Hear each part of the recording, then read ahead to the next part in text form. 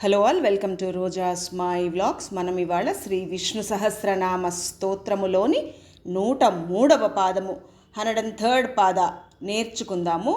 ప్రమాణం ప్రాణనిలయ ప్రాణభృత్ ప్రాణజీవన తత్వం తత్వవిత్ ఏకాత్మా జన్మ మృత్యుజరాతిగ.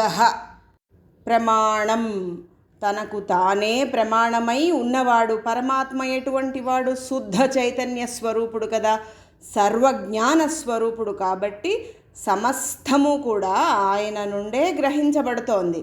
అందువలన ఆయనకు ఆయనే ప్రమాణము. అందుకని ప్రమాణం అని అంటారు.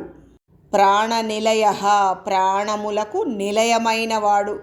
ప్రాణాలు జీవునిలో లయమవుతున్నాయి కదా. పారమార్థికంగా చూస్తే జీవుడికి ఆత్మకు భేదము లేదు.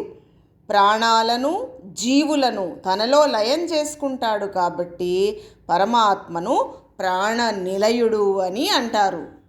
ప్రాణభృత్, ప్రాణములు నిలవాలి అంటే ఏం కావాలి? దానికి పోషణ కావాలి. అంటే ఏమిటి? అన్నం కావాలి కదా, భోజనం కావాలి.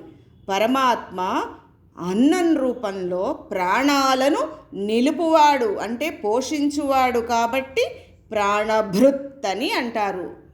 ప్రాణజీవన, ప్రాణులను జీవింపచేయువాడు. ప్రాణపానాది వాయువులతో ప్రాణులను జీవింపజేస్తున్నాడు పరమాత్మ. కఠోపనిషత్తులో ఏం చెప్తున్నారంటే, ఏ మానవుడు ప్రాణవాయువు చేత కానీ అపానవాయువు చేత కానీ జీవించడము లేదు. ఏ తత్వంలో ఈ రెండూ కూడా ఆశ్రయాన్ని పొంది ఉన్నాయో అట్టి పరమాత్మ తత్వము చేత మాత్రమే మానవుడు జీవించి ఉన్నాడు. అందుకని పరమాత్మను ప్రాణజీవన అని అంటారు. తత్వం, తత్ అనే శబ్దం ఏదైతే ఉందో ఆ తత్ శబ్దము దేన్ని సూచిస్తోంది?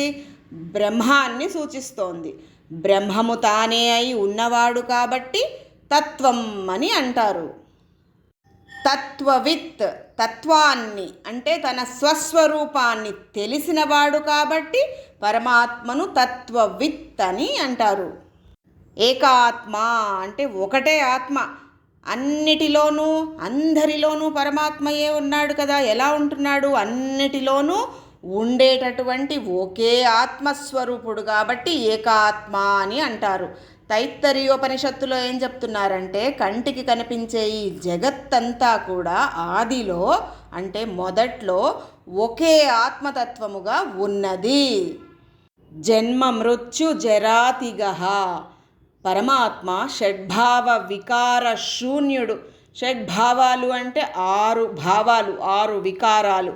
6 రకాలైన వికారాలు లేనివాడు, వాటన్నిటినీ అతిక్రమించి ఉండేవాడు పరమాత్మ. ఈ 6 రకాల వికారాలు ఏమిటి? మనందరికీ ఉండేవి. ఉత్పత్తి, ఉనికి, వృద్ధి, మార్పు, నాశనము, చివరకు మృతి. ఈ 6 రకాలైన వికారాలు లేనివాడు కాబట్టి జన్మ మృత్యు జరాతిగ అని అంటారు. పరమాత్మ ఎటువంటి వాడు? శుద్ధ చైతన్య స్వరూపుడు కదా. పరమాత్మకు పుట్టుక కానీ చావు కానీ లేదు. అందుకని జన్మ మృత్యు జరాతిగ అని అంటారు. పాదం మొత్తము చదువుదాము. ప్రమాణం ప్రాణనిలయ ప్రాణభృత్ ప్రాణజీవన తత్వం తత్వవిదేకాత్మా జన్మ మృత్యు జరాతిగ. ఈ పాదాన్ని ఉత్తరాభాద్ర నక్షత్రం 3వ పాదంలో పుట్టిన వాళ్ళు రోజు చదువుకుంటే మంచిది. రేపు 104వ పాదము నేర్చుకుందాము. Thank you for watching.